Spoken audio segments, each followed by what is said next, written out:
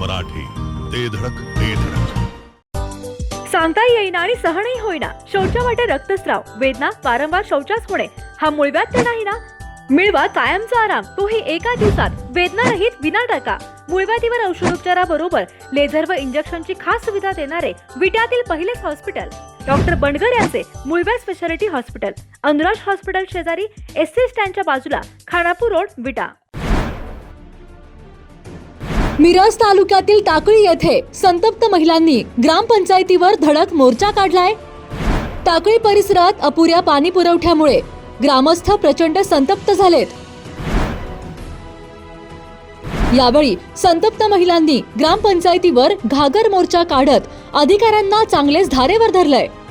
येत्या 2 दिवसात पाणी पुरवठा सुरळीत न झाल्यास ग्रामपंचायतीला टाळे ठोकू असा दणदणीत इशारा यावेळी संतप्त महिलांनी अधिकाऱ्यांना दिलाय.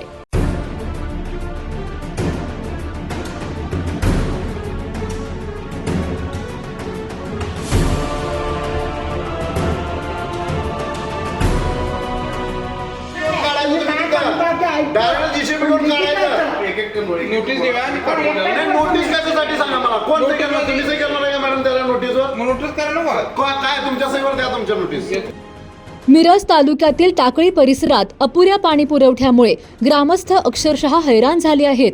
भर उन्हाच्या तडाख्यात 10 ते 20 दिवसातून एकदा पिण्याचे पाणी येत असल्याने टाकळी येथील संतप्त महिलांनी ग्रामपंचायतीवर घागर मोर्चा काढून ग्रामविकास अधिकारी विजय नागरगोजे व पदाधिकाऱ्यांना धारेवर धरलंय.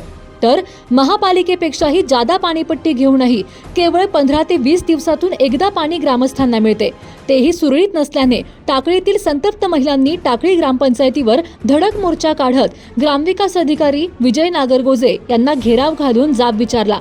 गेल्या अनेक वर्षांपासून ग्रामस्थांना पिण्याच्या पाण्याची समस्या भेडसावत आहे.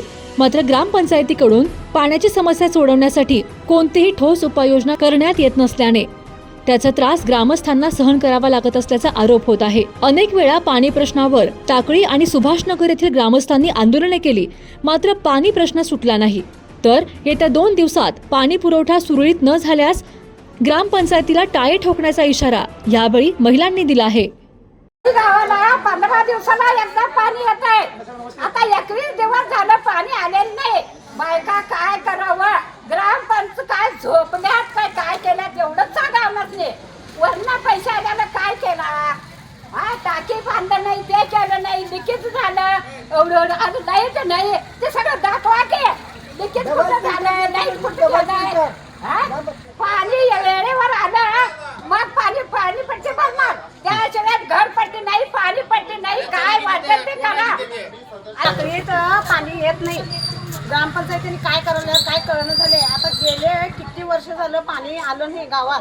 15 दिवसाला एकदा पाणी येते. चावीपट्टी, पाणीपट्टी, घरपट्टी भरा म्हणून सारखं सांगतात आणि नाही तर 15 दिवसाला पाणी त्यांनी सोडत असलं तर आम्ही चावीपट्टी भरणार नाही आणि नाहीतर त्यांनी ह्याच्यावर आंदोलन करता येईल.